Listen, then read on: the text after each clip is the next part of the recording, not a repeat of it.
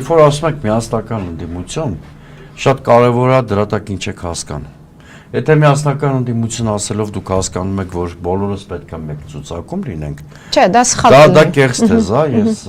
առիթ ունեցել եմ ասելու։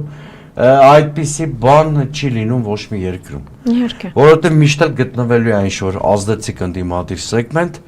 որ սեփական ինքնաբավությունից ելնելով կամ էլ կողքից հուշումներով չի միանալու այդ կոնսոլիդացիային։ Եթե ասում եք միասնական ընդդիմության անվան տակ նկատի ունեք այն, որ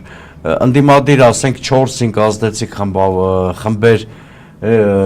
ներդաշնակեցնում են իրենց օրակարգերն ու վարքագծերը, դա միանգամայն իմ կողմից հասկանալի եւ ընկալելի է։ Գիտեք, դերևս ժամանակ կա, ձեր հարցին հստակ պատասխանեմ, որ միջև ընտրական կամպանիայի մեկնարկը կձևավորվեն կենսունակ ընդդիմադիր հարթակներ, կենտրոններ։ Ես առնվազն տեսնում եմ, որ մենք դերևս